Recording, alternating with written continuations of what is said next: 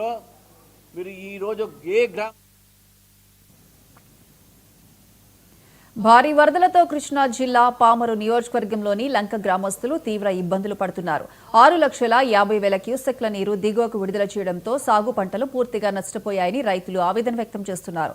ప్రాణభయంతో పడవల ద్వారానే వాహనాలు ఉత్పత్తులను తరలిస్తున్నప్పటికీ కనీసం లైఫ్ జాకెట్లు, ఎన్డీఆర్ఎఫ్, ఎస్డీఆర్ఎఫ్ సిబ్బంది కూడా అందుబాటులో లేరని ఆరోపిస్తున్నారు. ఓట్లు దండుకున్న నాయకులు పనులు చేపట్టకపోవడాన్ని తప్పుబడుతూ ఇదేనా పాలనా విధానం అంటూ గ్రామస్తులు మండిపడ్డారు. ఇక్కడ 5 లక్షల క్యూసెక్లు దాటితే మాకు చాలా ఇబ్బంది అవుతుంది. మెయిన్గా జనాలు వెళ్ళాలన్నా రావాలన్నా ఈ పడవల్లో ప్రయాణం అవుతుంది. ఇంతకుముందు ఎప్పుడో కాంగ్రెస్ గవర్నమెంట్లో 2004 ఆ టైంలో ఇక్కడ పాముల లంక వంతెన శాంక్షన్ అయింది.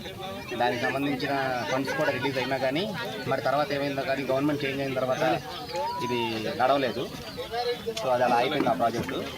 ఇంకోటి ఏంటంటే ఇక్కడ మెయిన్ ప్రాబ్లం వచ్చేసి ఫార్మర్స్ ఇక్కడ పసుపు, అరటి, బొప్పాయి, మినుము, మొక్కజొన్న, కంద ఇలాంటి పంటలు గ్రో చేస్తూ ఉంటారు.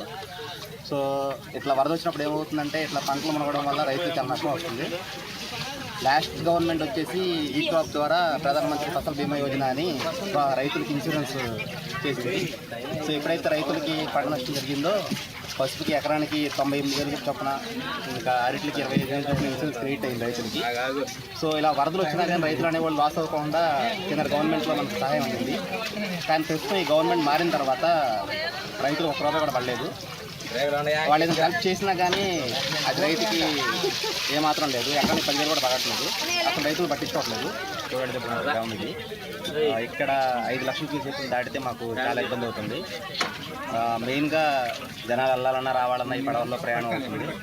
ఇంతకుముందు ఎప్పుడో కాంగ్రెస్ గవర్నమెంట్లో 2004 ఆ టైంలో ఇక్కడ పాముల లంక వంతెన శాంక్షన్ అయింది. దానికి సంబంధించిన ఫండ్స్ కూడా రిలీజ్ అయినా కానీ